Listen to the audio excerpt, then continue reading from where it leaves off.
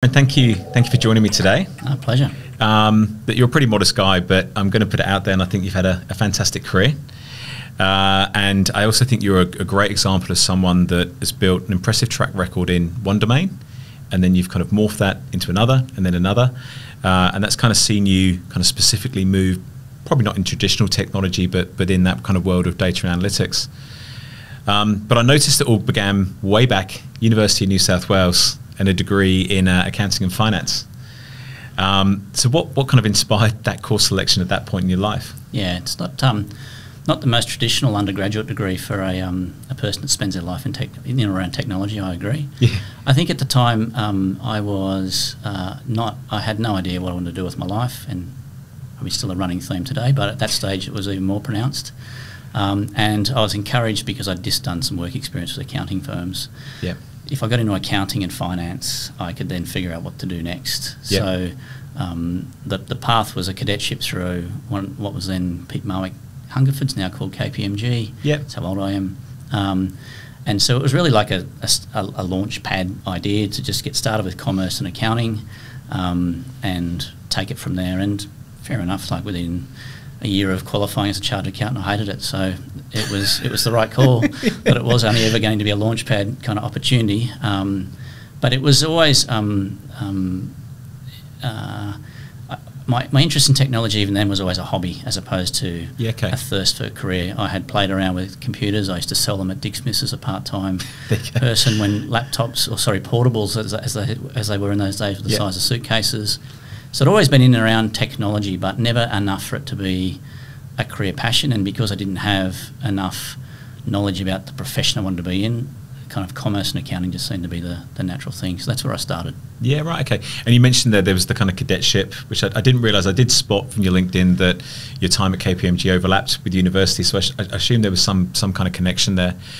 And I kind of saw that post-university it was what you described as business advisory, I think. So my sense then from what you've just said as well is that sounded like you started to step at that point away from accounting. So what did that kind of, what did that involve for you? So I think I came to the realisation early on when I was learning, the whole accounting domain was brilliant as a 19, 20-year-old school leaver. The speed at which I learnt commerce, business, understanding business operating models, because I was in the accounting division, not the audit division, so I got very hands-on in building cash flows and financial statements for companies. So I learnt very quickly how much I did love actually just the commercial drivers for business and what made businesses successful.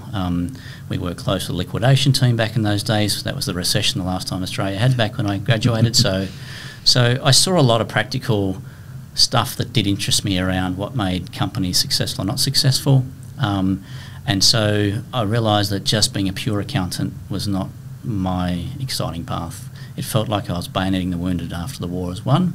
Yeah. And so that's when I started to think I want to get more involved in more finance, where I can take accounting knowledge and blend it with finance and look more forward. So I already started wanting to get involved in, as soon as I qualified as a chartered accountant, I knew I wanted to be involved in banking, because I figured at least with banking I could take accounting knowledge, which was all the corporate knowledge about a company, but then start providing finance and lending to it and all that sort of stuff to hopefully help the company grow and make more money. Was kind of like the objective. Yeah, okay, it's interesting. And I think from something we were discussing actually earlier, even in that time at KPMG, you got to kind of tinker in the world of tech with an implementation project. Is that right? Yeah, so the partners at KPMG were keen for me to stay connected to the firm, so I switched from being in an accounting division into their consulting division. And because I said I wanted to be involved in banking and finance, they put me into what was in the Treasury risk division. Yep. So the consulting work we were doing was to go to work with investment banks to help them build platforms and systems for measuring, in those days, market risk. So back in the 90s, under the early Basel regime, banks for the first time, because there were things like Russian bond crisis and other events, it became obvious that banks weren't properly measuring the derivative risk in their derivative books. Yep. And so consulting companies like KPMG and the others, Anderson Consulting when it was around those days, had a long run of engagements and consulting opportunities to go and help all of these banks figure out how to comply with the new regulatory rules that were coming and how to install all of these platforms for being able to measure the market risk, which is extensive because the risk platforms banks needed to be more sophisticated and have more technology grunt than the actual trading platforms, because they needed to actually revalue every trade,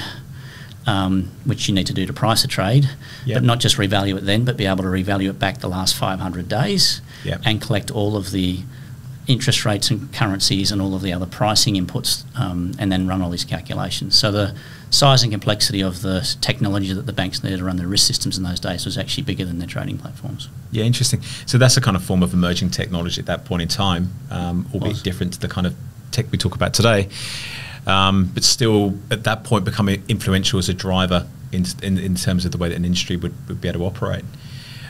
It's also interesting there, just reflecting as you were talking, that I think for a lot of people, particularly as they're going through university at that stage, I guess I'm focused on that stage in your life, it's kind of hard to imagine most jobs in the workplace. You can see an accountant or a lawyer or a doctor or whatever, right?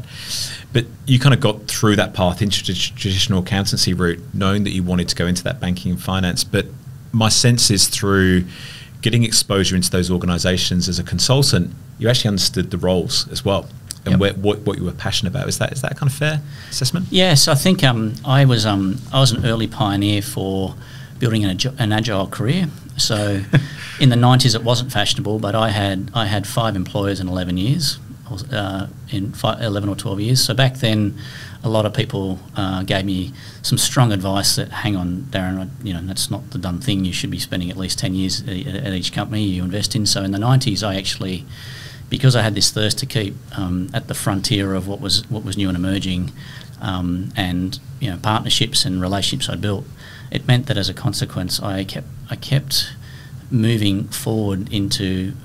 I had a kind of direction I wanted to go. I wanted to be around finance and banking. I wanted to be around, and that of course meant technology because it was powered by technology. And so the consulting work I did with KPMG included a bunch of risk systems. Then eventually, when ANZ lost too much money with the Russian bond crisis and then replaced their chief risk officer, the director of KPMG that was running the treasury practice suddenly became the market risk executive for ANZ. Then suddenly he needed to implement a major platform for risk. So then all of a sudden I get a phone call, hey, remember all those projects we've been doing? I've now got a big one for you.